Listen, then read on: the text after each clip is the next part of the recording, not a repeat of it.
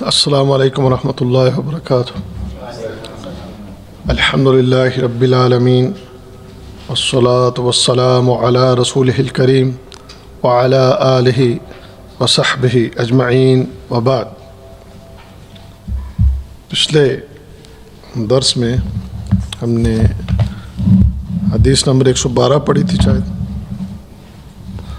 آج حدیث نمبر 113 ہے۔ عن ابی ہریرہ رضی اللہ تعالی عنہ قال قال رسول اللہ صلی اللہ علیہ وسلم لا يصلي احدكم في الثوب الواحد ليس على عاتقه منه شيء۔ ابو ہریرہ رضی اللہ تعالیٰ عنہ ان سے روایت ہے، نبی کریم صلی اللہ علیہ وسلم فرماتے ہیں تمہارا کوئی ایک کپڑے میں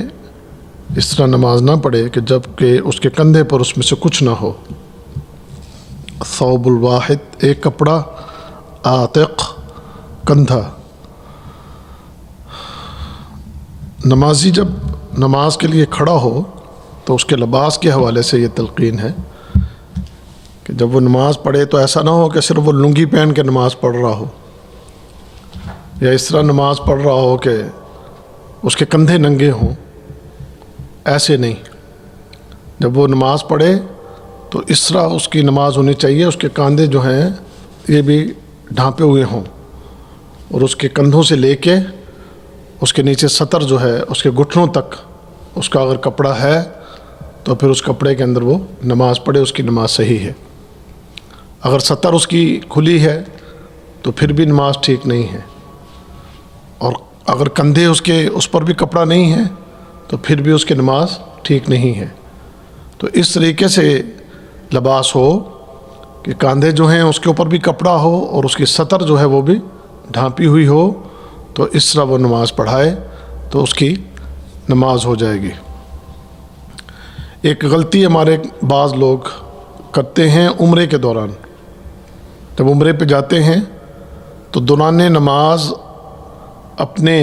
احرام کی چادر کو اسی طرح رکھتے ہیں کہ جیسے طواف کے دوران دایاں کندھا ننگا رکھا جاتا ہے، تو نماز میں بھی وہ اپنے کندھے کو اسی طرح ننگا رکھتے ہیں، اور وہ سمجھتے ہیں کہ شاید ایسے احرام جو ہے اگر ہم نے اپنے کاندھے کے اوپر لے لیا تو شاید احرام کی نیت ہی خراب ہو جائے گی اور ہمارے عمرے میں کوئی نقص آ جائے گا۔ ان کو آپ سمجھائیں بھی تو پھر بھی نہیں سمجھتے۔ تو احرام، آپ حالت احرام میں ہیں اور نماز کا وقت ہو جائے اور آپ طواف بھی کر رہے ہوں تو اس دوران آپ نماز میں شامل ہوتے ہیں تو اپنا کندھا ڈھانپیں گے اور پھر نماز پڑھیں گے۔ تو اس میں یہ ایک مسئلہ تھا اس حدیث کے اندر، اور یہاں ایک قرآن حکیم کی اس آیت کے حوالے سے بھی، بلکہ یہ یا بنی آدم خذوا زینتکم عند کل مسجد، اللہ تعالیٰ نے جیسے فرمایا ہے کہ اے بنی آدم خذوا زینتکم عند کل مسجد، کہ جب مسجد میں آؤ تو زیب و زینت اختیار کرو، یعنی ایک اچھا آپ کا جو ہے آپ کا ظاہر، آپ کا لباس صاف ستھرا ہو اور اچھے نظر آئیں آپ، کیونکہ آپ اس ہستی کے سامنے کھڑے ہو رہے ہیں کہ جو پوری کائنات کا خالق اور مالک اور شہنشاہ ہے۔ اس کی دربار میں حاضری کے وقت آپ اپنے لباس کو درست کر کے اور لباس کی خوبصورتی اختیار کر کے آپ اللہ کی بارگاہ میں آئیں۔ اس آیت سے یہ بھی ایک بات سمجھ میں آتی ہے کہ ہمارے جیسے بعض لوگ بعض اوقات گندے اور کام کے جو اس طرح کے کپڑے کہ پورا لباس جو ہے کالا پیلا ہوا ہوتا ہے اور اسی شکل میں آ کے کھڑے ہو جاتے ہیں، اگر تو ان کے لیے تبدیل کرنے کا کوئی ایسا موقع نہیں ہے تو پھر تو چلو ٹھیک ہے، لیکن جان بوجھ کے انہیں گندے کپڑوں کے اندر مسجد میں آ کے کھڑے ہو جانا اور نماز پڑھنا شروع کر دینا، تو اس سے اجتناب کرنا چاہیے۔ ہمارے بعض لوگ جیسے باہر کام پر ہوتے ہیں، بعض اوقات بلڈنگ لائن کے کام کرنے والے، ورک شاپس میں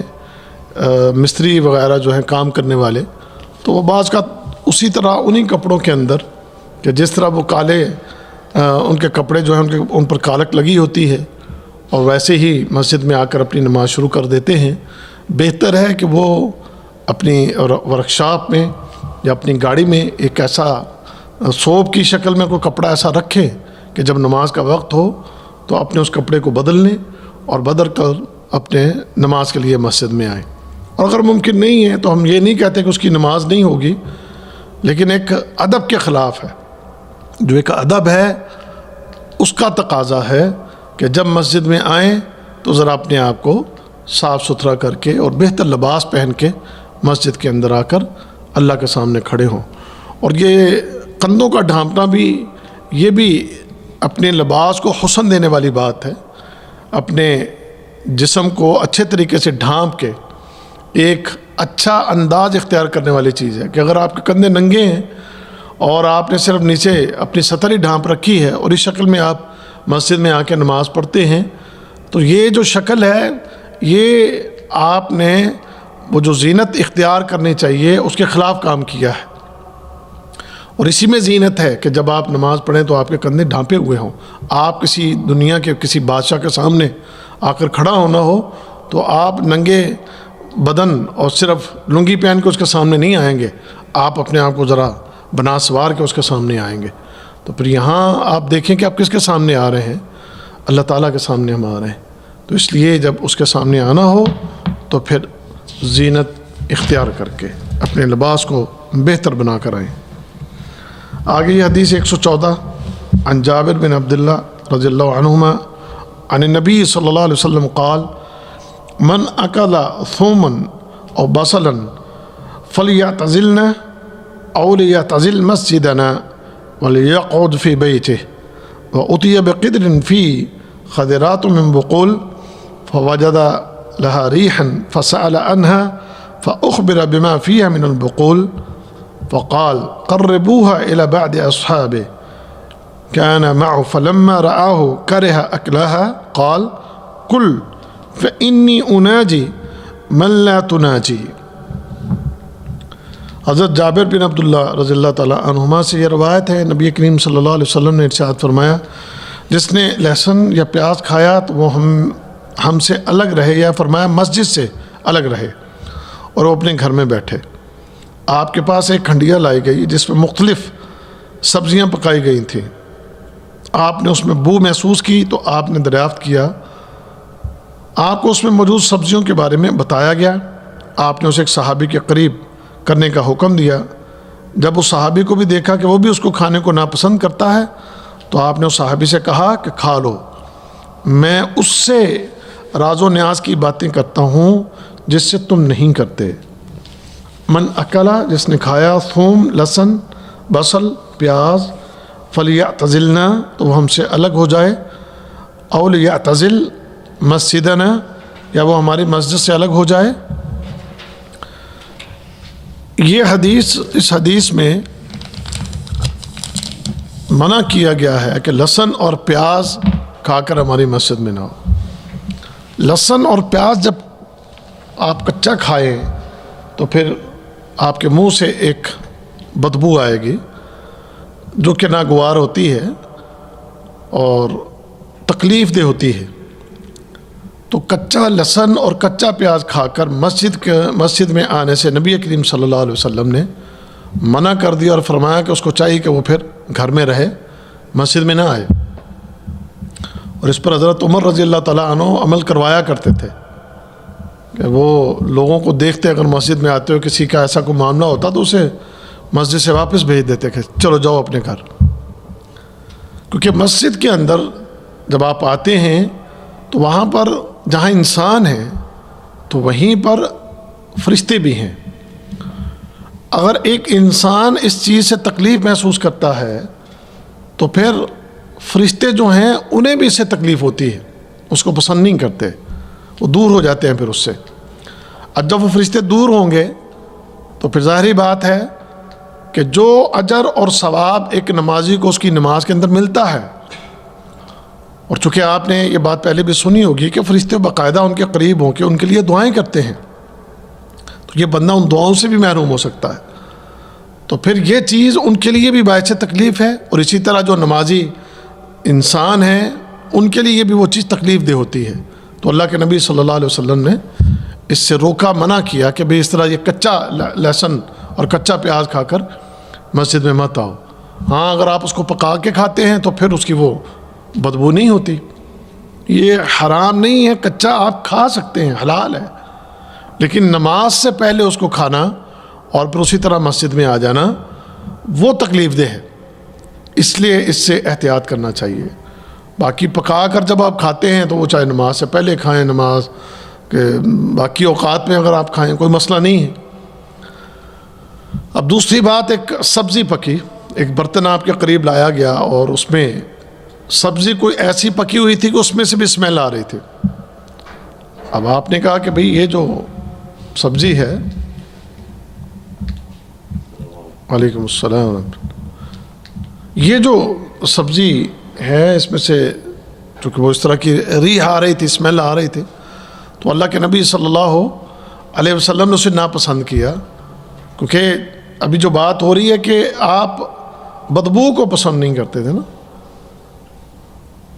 چونکہ آپ اللہ کی کثرت سے عبادت کرنے والے اور کثرت سے اللہ کا ذکر کرنے والے، ذکر الہی میں آپ کثرت سے اپنے آپ کو مشغول رکھنے والے، اور یقیناً آپ کے پاس جیسے آپ جانتے ہیں کہ نبی کریم صلی اللہ علیہ وسلم کے پاس جبرائیل امین کا بھی آنا جانا ہوتا تھا، اور پھر جب آپ اللہ کے سامنے ذکر کے لیے کھڑے ہوتے، عبادت کے لیے کھڑے ہوتے، اور اکثر آپ اپنے آپ کو، اپنی زبان کو ذکر سے جو ہے وہ اپنی زبان کو تر رکھتے، تو ایسے امور میں، ایسے عمل میں بھی ملائکہ فرشتے جو ہیں وہ آتے ہیں۔ جیسے ایک حدیث میں نبی کریم صلی اللہ علیہ وسلم نے فرمایا کہ جب کوئی یہ ذکر کرتا ہے نا، سبحان اللہ والحمد للہ ولا الہ الا اللہ اللہ اکبر، تو ایک فرشتہ آتا ہے اور وہ آ کر اس ذکر کو اپنے پروں میں لے لیتا ہے، کہ جب آپ اس ذکر کو کر رہے ہوتے ہیں تو وہ فرشتہ آتا ہے، ایک فرشتہ آتا ہے اور آ کر اس ذکر کو اپنے پروں میں لے لیتا ہے، اور اپنے پروں میں لے کر پھر وہ آسمانوں کی طرف جاتا ہے، اور راستے میں جو فرشتے ہیں اس آنے والے فرشتے سے ملتے ہیں اور پوچھتے ہیں یہ کیا ہے تمہارے پاس، وہ بتاتا ہے کہ یہ ذکر ہے فلاں بندے کا، تو وہ تمام فرشتے پھر اس ذکر کرنے والے کے لیے دعا کرتے ہیں۔ تو یعنی صرف آپ کا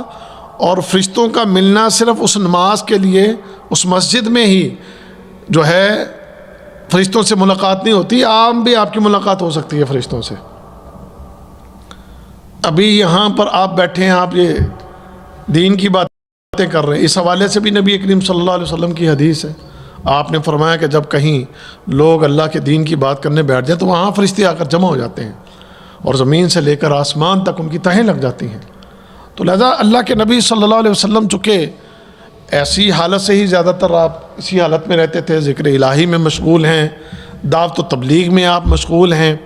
تو پھر آپ اس بات کا بڑا اہتمام کرتے تھے کہ آپ سے کوئی بدبو نہ آئے، آپ کے منہ سے بدبو نہ آئے، تو آپ ایسی چیزوں سے اجتناب کرتے تھے کہ جن چیزوں میں کوئی ایسی ریح یا ایسی کوئی بدبو ہو، تو یہاں بھی آپ نے سبزی کھانے سے انکار کیا، لیکن چونکہ وہ ایک حلال چیز تھی، حرام نہیں تھی، آپ نے کہا کہ یہ صحابی کے قریب اس کو کر دو، اس کو دو، وہ کھا لے۔ اب صحابی نے دیکھا کیونکہ اللہ کے نبی صلی اللہ علیہ وسلم نہیں کھا رہے ہیں، آپ ناپسند کر رہے ہیں، تو وہ صحابی نے بھی ناپسند کیا کہ وہ نہ کھائے، وہ نہیں کھا رہا، تو پھر آپ نے اس کو کہا کہ دیکھ کھاؤ تم، انا جی، کیونکہ میں تو سرگوشیاں کرتا ہوں، میں تو راز و نیاز کی بات کرتا ہوں، ملا تنا جی، کہ جس سے تم نہیں راز و نیاز کی باتیں کرتے۔ اور یہ راز و نیاز کی باتیں جیسے میں نے ابھی ذکر کیا کہ ذکر الہی ہے، پھر رات کو آپ لمبا قیام کیا کرتے تھے، لمبی دعائیں کیا کرتے تھے آپ، تو اس لیے آپ نے اس صحابی کو اجازت دے دی کہ بھئی تم یہ کھاؤ، تو میرا تو معاملہ تم سے مختلف ہے، تم میری طرف دیکھ کے کہیں اس سے جو ہے اجتناب نہ کرو۔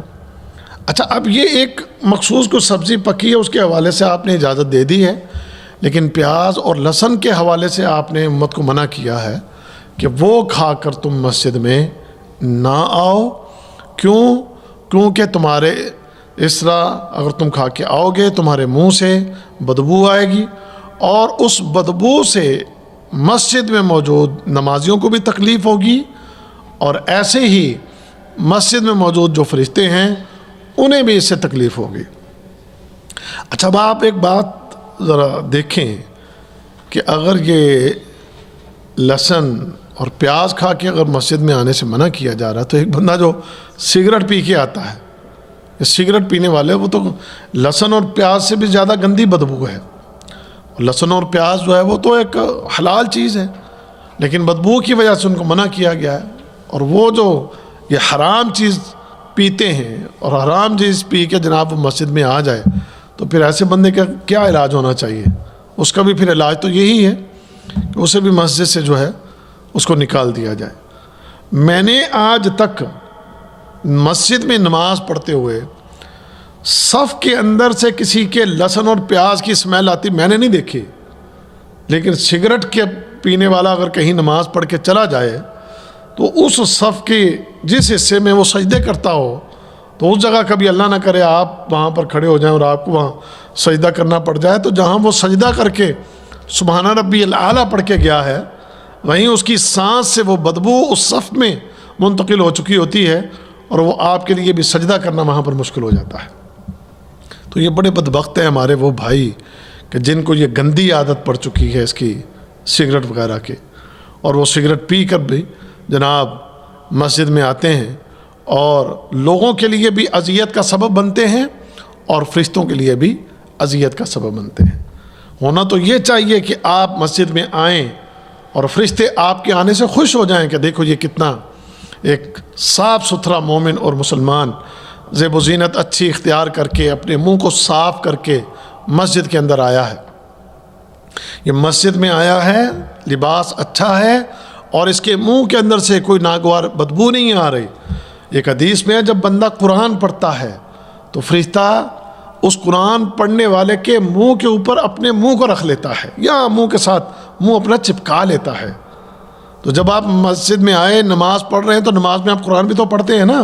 الحمدللہ رب العالمین قرآن پڑھ رہے ہیں، آپ کوئی سورت آپ پڑھ رہے ہیں، آپ قرآن پڑھ رہے ہیں، تو فرشتہ پھر یہاں پر منہ رکھتا ہے اور وہ بھی آپ کے ساتھ یہاں پر. بلکہ ایک روایت میں تو یہ بھی ہے وہ قرآن کے الفاظ کو لیتا ہے جو اس کے منہ میں جاتا. تو اس طریقے سے ایک جو جس کے منہ سے بدبو آ رہی ہو تو پھر وہ فرشتہ نہ اس کے منہ کے ساتھ منہ لگائے گا اور نہ اس سے وہ الفاظ لے گا. اس لیے نبی کریم صلی اللہ علیہ وسلم اپنے منہ کا جو ہے خوشبو کا معاملہ اس کو برقرار رکھنے کے لیے، اس میں بہتری رکھنے کے لیے آپ خوب مسواک کیا کرتے تھے. اور مسواک میں آپ بڑا مبالغہ کرتے تھے، اپنی زبان پر بھی آپ مسواک پھیرتے، اپنے دانتوں پر خوب مسواک پھیرتے اور اپنی نماز جو ہے اس سے شروع کرنے سے پہلے اچھے طرح سے مسواک کر کے پھر آپ اپنی نماز کو شروع کرتے تھے. کیوں؟ تاکہ آپ کے منہ سے کسی قسم کی ریح یا بدبو جو ہے وہ نہ آئے. تو پھر ہمارے لیے بھی نبی کریم صلی اللہ علیہ وسلم کی سنت پر عمل کرنا اور آپ کے ان تعلیمات پر عمل کرنا جو ہے ہمارے لیے باعث رحمت ہے. اگلی حدیث ہے عن جابر رضی اللہ عنہ ان النبی صلی اللہ علیہ وسلم قال من اکل البصل والثوم او الکراث فلا يقربن مسجدنا فإن الملائکة تتأذى مما يتأذى منه بنو الانسان وفي روایہ بنو آدم. حضرت جابر سے یہ روایت ہے کہ نبی کریم صلی اللہ علیہ وسلم نے فرمایا جس نے پیاز، لہسن یا گیندنا کھایا وہ ہماری مسجد کے قریب نہ آئے، کیونکہ فرشتے سے تکلیف محسوس کرتے ہیں جس سے انسان کے بیٹے بنو الانسان یا بنو آدم جو ہے تکلیف محسوس کرتا ہے. تو یہ بات ہو گئی ہے. اس حدیث میں ایک تیسری چیز ہے لہسن اور پیاز کے ساتھ یہ کراث. یہ کراث کیا ہے؟ یہ کراث جو ہے یہ ایک پیاز کی طرح کی ہی اس کی شکل ہے. اور بعض نے ہمارے بعض علماء سے اس پر بات ہوئی تو بعض نے یہ بھی کہا ہے کہ یہ اصل میں ہمارے پنجابی میں کہتے ہیں پھوکاں کہتے ہیں لہسن کی اس کو کہتے ہیں. ہاں جی، اس کے سبز پتے ہوتے ہیں پیچھے لمبے لمبے اور آگے سے سفید رنگ کا جو ہے یا تو وہ پیاز کی شکل کا گول سا ہوگا یا وہ لہسن کی شکل کا تھوڑا سا ہوگا. تو اس کو بعض جو ہے نا کہتے ہیں قراث اس کو کہا جاتا ہے. ہاں کچا لہسن کہہ لیں، کچا پیاز کہہ لیں آپ اس کو، جو اس طرح کا. تو وہ اگر کوئی کیونکہ بات وہی آ گئی لہسن اور پیاز میں جیسے اس میں بدبو ہے اسی طرح اس کے اندر بھی بدبو ہے. یہ نہیں ہے کہ یہ کچا لہسن یا کچا پیاز ہے تو اس کی بدبو نہیں ہوگی، اس کی بھی بدبو ہوگی. تو اس سے بھی اللہ کے نبی صلی اللہ علیہ وسلم نے منع کیا، اور اس حدیث میں یہ بات واضح کر دی کہ فَإِنَّ الْمَلَائِكَةَ تَتَأَذَّى مِمَّا يَتَأَذَّى مِنْهُ بَنُو الْإِنسَانِ، کیونکہ اس سے جیسے بنو الانسان یا بنو آدم انسان کے بیٹے کو، آدم کے بیٹے کو جس طرح بدبو سے تکلیف ہوتی ہے، ایسے ہی فرشتوں کو بھی اس سے تکلیف ہوتی ہے۔ اور چونکہ مسجد میں آپ جب آئے ہیں تو وہاں پر انسانوں کے ساتھ فرشتے بھی موجود ہیں، تو نہ انسانوں کے لیے باعث تکلیف بنے اور نہ ہی فرشتوں کے لیے باعث تکلیف بنے۔ اس کی شرح میں یہاں پر ایک مزید یہ اضافہ کیا گیا کہ مولی وغیرہ بھی نہ کھائیں۔ تو مولی بھی ایک ایسا پھل ہے یا ایسی سبزی ہے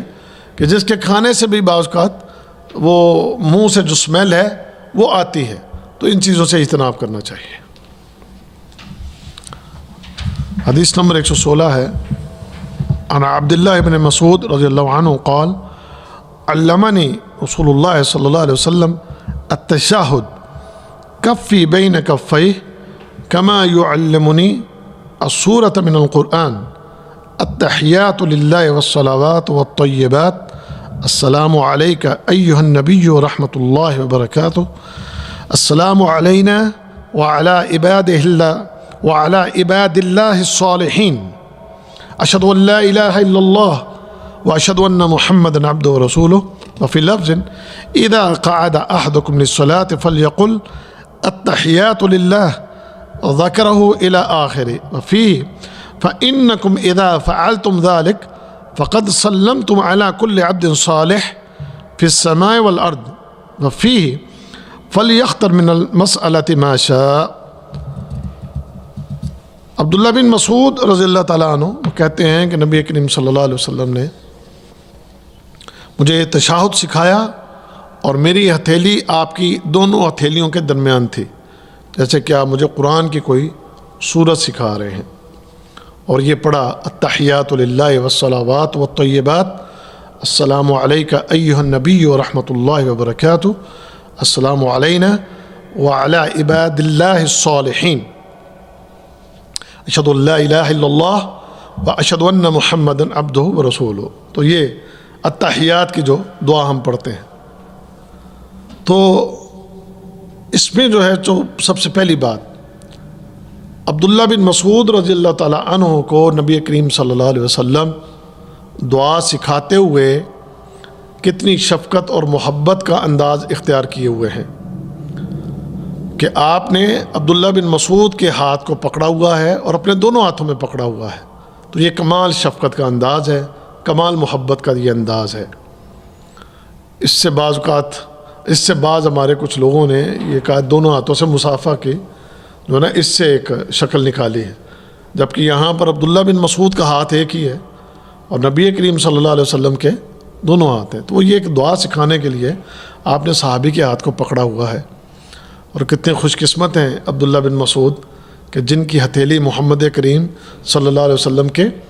دونوں ہاتھوں کے درمیان ہے۔ تو یہ انداز کسی بھی شاگرد کو، اپنے کسی بھی چھوٹے کو کوئی بات سکھانے کے لیے بڑا خوبصورت انداز ہے۔ اس کا فائدہ یہ ہے کہ آپ جب اپنے طالب علم، اپنی اولاد، اپنے کسی دوست، کسی ساتھی کو کوئی بات پڑھائیں گے، سکھائیں گے، تو وہ اچھی طرح اس کو سنے گا اور اس کو اچھی طرح یاد کرنے کی کوشش کرے گا۔ ایک تو مسئلہ اس سے یہ۔ دوسری بات آ گئی کہ یہ جو دعا ہے التحیات للہ والصلوات والطیبات، یہ ایک ایسی دعا ہے کہ جس میں انسان سب سے پہلے اپنی عبادت کے بارے میں اس بات کا اعلان کر رہا ہے کہ میری ہر قسم کی عبادت، قولی، وہ بدنی، مالی، جو بھی میری عبادت ہے، اس میں جو التحیات للہ، اس سے انہوں نے کہا کہ یہ قولی عبادت، والصلوات بدنی عبادت، والطیبات اور مالی عبادت، کہ یہ جس طرح بھی جو بھی ہم عبادات کرتے ہیں وہ کس کے لیے ہے؟ وہ اللہ کے لیے ہے۔ اس بات کا پہلے اظہار۔ اس کے بعد پھر ہے السلام علیک ایہا النبی ورحمۃ اللہ وبرکاتہ۔ پھر اس کے بعد نبی کریم صلی اللہ علیہ وسلم پر سلام کا پڑھنا۔ پھر اس کے بعد ہے السلام علینا، کہ اپنے آپ پر بھی سلام ہے. پھر اس کے بعد وَعَلَىٰ عِبَادِ اللَّهِ الصَّالِحِينَ، وَعَلَىٰ عِبَادِ اللَّهِ الصَّالِحِينَ، اور جتنے بھی نیک لوگ ہیں ان پر بھی سلام. پھر آگے اس بات کی گواہی کہ اشہدو ان لا الہ الا اللہ واشہدو ان محمدًا عبدہ ورسولہ، اس بات کی گواہی ہے. نبی کریم صلی اللہ علیہ وسلم نے اس دعا کو پڑھا کر سکھا کر آگے جو بات ارشاد فرمائی ہے، فرمایا کہ جب تم یہ سلام کہہ دو گے تو تمہارا یہ سلام زمین و آسمان میں جہاں کہیں بھی نیک لوگ ہیں ان تمام نیک لوگوں کو تمہارا سلام پہنچ جائے گا. تمام نیک لوگوں پر سلام پہنچتا ہے، زندہ ہیں ان پر بھی، جو فوت ہو گئے ہیں ان پر بھی یہ سلام پہنچتا ہے. تو سلام کہنا، اور خاص کر جب آپ دوران نماز یہ سلام کہہ رہے ہیں تو آپ کے ذہن میں یہ بات ہونی چاہیے کہ آپ یہ جو سلام کہہ رہے ہیں، آپ کا یہ سلام صرف آپ کے یہیں نہیں رہ جائے گا بلکہ یہ آسمانوں کی بلندیاں پر پہنچے گا اور وہاں پر موجود، اور اسی طرح پھر وہاں فرشتے بھی ہیں، فرشتوں کو بھی جائے گا، اور زمین پر بھی جہاں کہیں صالحین ہیں ان تک تمہارا یہ سلام جو وہ پہنچتا ہے. تو میرا ایک حدیث کی روشنی میں یہ ایمان اور یقین ہے کہ بندہ جب اس بات کو ذہن میں رکھتے ہوئے یہ سلام کہے گا تو وہ ایک بہت بڑا اجر اکٹھا کر لے گا، کہ جس پہ نبی کریم صلی اللہ علیہ وسلم نے فرمایا تھا کہ آپ نے فرمایا بخشش کی دعا کرو نا تو یہ دعا کیا کرو، اللہم اغفر للمؤمنین والمؤمنات والمسلمین والمسلمات الاحیاء منہم والاموات، کہ اللہ تمام مومن مردوں اور مومن عورتوں کو بخش دے اور تمام مسلمان مردوں مسلمان عورتوں کو بخش دے، جتنے زندہ ہیں انہیں بھی اور جو فوت ہو گئے انہیں بھی. تو اللہ کے نبی نے فرمایا اس تعداد میں جتنے مسلمان ہوں گے اس تعداد کے اندر نیکیاں تمہارے کھاتے میں لکھ دی جائیں گے. ہاں مجھے آپ بتائیں یہ کتنی بڑی تعداد بنتی ہوگی. 1.5 ارب مسلمان تو ہیں نا، ٹھیک ہے، اور اس سے پہلے نہ جانے کتنے مسلمان دنیا سے جا چکے ہیں. آپ 1 منٹ سے بھی کم وقت کے اندر اربوں کی تعداد میں آپ نیکیاں کما سکتے ہیں. لیکن بات یہ ہے کہ یہ آپ کا دماغ ذرا حاضر ہو، میں کیا کرنے جا رہا ہوں. آپ یہ ذہن بنا لیں کہ میں یہ کمائی کرنے لگا ہوں. کیا کمائی؟ کہ میں اربوں کی تعداد میں اپنی اس نیکیوں کو کما لوں. تو میرا یہ یقین ہے کہ انشاءاللہ جب یہ آپ کہیں نا اسی ذہن کے ساتھ السلام علینا وعلی عباد اللہ الصالحین، تو باذن اللہ ان پر جب سلام پہنچ رہا ہے تو پھر اس کی نیکیاں بھی آپ کو ملیں گے انشاءاللہ. تو اس میں یہ ایک بہت بڑی جو چیز ہے سیکھنے والی. اور اس میں ایک بات یہ بھی، ہمارے کچھ لوگ یہ کہتے ہیں کہ السلام علیکہ ایھا النبی، یہ کہا جاتا ہے نماز میں، تو پھر آج اگر ہم یہ کہتے ہیں الصلاۃ والسلام علیکہ یا رسول اللہ تو اس میں کیا حرج ہے؟ دیکھیے یہ صحابی کہتے ہیں کہ مجھے یہ نبی کریم صلی اللہ علیہ وسلم نے یہ تحیات یوں سکھائی جیسے قرآن کی سورت سکھائی جاتی ہے، جیسے قرآن کی سورت سکھائی جاتی ہے. تو یہ چیز اس بات پر دلالت نہیں کرتی کہ اس سے آپ یہ استدلال پکڑ لیں کہ آج بھی میں التحیات کے باہر نبی کریم صلی اللہ علیہ وسلم کو اسی طرح سلام پیش کروں کہ جیسے کہ یہ ذہن ہو کہ یہاں آپ موجود ہیں،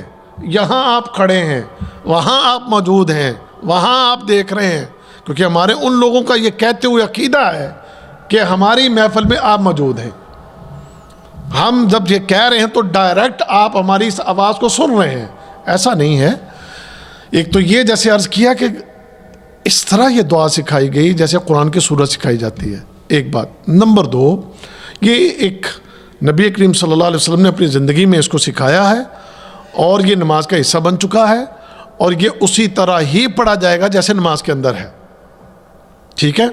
لیکن یہ عقیدہ ہمارا نہیں ہے کہ نبی کریم صلی اللہ علیہ وسلم یہاں پر ہیں، یہاں پر ہیں، وہاں پر ہیں، ہر جگہ پر ہیں. نہیں،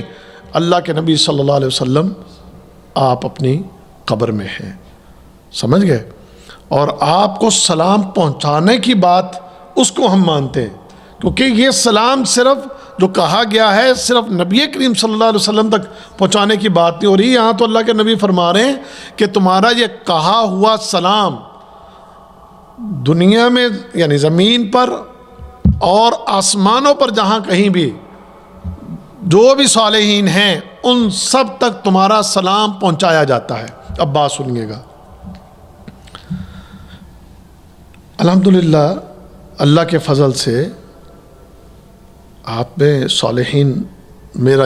یقین ہے آپ میں صالحین ہیں انشاءاللہ، آپ صالحین ہیں انشاءاللہ۔ اب سلام تو ہم تک بھی پہنچ رہا ہوگا نا، اگر ہم صالحین میں سے ہیں تو کبھی کسی کا سلام سنا تو نہیں ہم نے، ابھی ہم نے کسی کا سلام سنا تو نہیں نا۔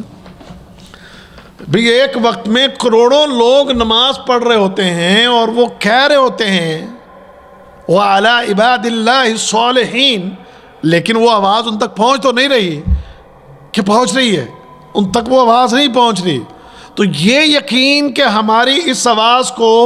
صالحین سن رہے ہیں، نہیں بھائی، صالحین آپ کے سلام کہنے کو سن نہیں رہے، بس یہ کہا گیا ہے کہ تمہارا سلام ان تک، ان کے اوپر پہنچا دیا گیا، یعنی تمہاری دعا جو ہے اس کا فیض ان کو ضرور ملے گا، تمہاری دعا کا فیض ان کو ملے گا، کیونکہ سلام یہ سلامتی کی دعا ہے اور وہ دعا کا اثر صالحین کو انشاءاللہ پہنچے گا۔ سمجھ گئے؟ تو اس لیے ہمارے لوگ جو ہیں وہ یہ ذہن بنا لیتے ہیں کہ شاید جو نیک لوگوں کو بھی اگر ہم کچھ بات کہیں تو وہ بھی ان تک پہنچ جاتی ہے اور وہ سنتے ہیں۔ نہیں میرے بھائی، یہ سننے اور سنانے والی بات کسی حدیث سے ثابت نہیں ہے، ہاں صرف سلام پہنچانے کی بات ہے، اور وہ الحمدللہ ہم مانتے ہیں، اس پر ہمارا ایمان ہے اور اس پر ہمارا یقین ہے۔ باقی نبی کریم صلی اللہ علیہ وسلم آپ تک ہمارا سلام پہنچنا، بعض روایات میں آتا ہے کہ اللہ کے نبی صلی اللہ علیہ وسلم اس سلام کا جواب دیتے ہیں۔ چلیں اگر ان روایات کو ہم دیکھ لیں اور یہ مان لیں، لیکن بات اس اللہ کے نبی صلی اللہ علیہ وسلم تک تو چلو یہ خاص ہو سکتی ہے، اور اللہ کے نبی صلی اللہ علیہ وسلم کا اگر جواب دینا ثابت ہے تو سلام کے علاوہ کوئی ایسی بات کہنا کہ جناب آپ اپنی ضروریات اور اپنی حاجات اسی سے استدلال کرتی ہو آپ کے سامنے رکھیں، تو یہ کسی چیز سے ثابت نہیں ہے۔ اللہ کے نبی صلی اللہ علیہ وسلم نے اس کے بارے میں ہمیں کوئی ایسی خبر نہیں دی ہے۔ اور یہ سلام کا معاملہ جو ہے، درود و سلام کا معاملہ، آپ پر درود پڑھنا اور آپ کو سلام کہنا، یہ آپ تک پہنچتا ہے، اگر ہم پڑھتے ہیں اس کا اجر اور ثواب ہمیں ضرور ملتا ہے انشاءاللہ، یہ ہمارا یقین ہے۔ اور باقی رہا آپ کے جواب دینے کا معاملہ، تو یہ اللہ کی ذات بہتر جانتی ہے اس کی کیا کیفیت اگر ہے، اور پھر اس سے یہ استدلال کر لینا کہ آپ زندہ ہیں، آپ ہر جگہ پر موجود ہیں، تو یہ عقائد درست نہیں ہے۔ تو اس میں آخری بات یہ کہی نبی کریم صلی اللہ علیہ وسلم نے کہ جب تم یہ کر لو فَلْيَخْتَرْ مِنَ الْمَسْأَلَةِ مَا شَاءَ، پھر اس کے بعد تم جو چاہو دعا کرو، یعنی جب آپ تشہد پڑھ لیتے ہیں، تشہد کی یہ دعا پڑھ لیتے ہیں، ایسے آگے حدیث میں آئے گا کہ درود شریف پڑھنا ہے، اور درود شریف پڑھنے کے بعد پھر آپ نے جو بھی دعا کرنی ہے وہ آپ اپنے تشہد کے اندر بیٹھے بیٹھے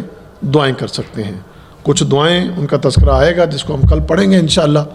اور درود شریف کے اوپر بھی بات ہوگی، تو مزید گفتگو کل کریں گے انشاءاللہ۔ سبحانک اللہم و بحمدک، اشہد ان لا الہ الا انت، استغفرک و اتوب الیک۔ السلام علیکم و رحمۃ اللہ وبرکاتہ۔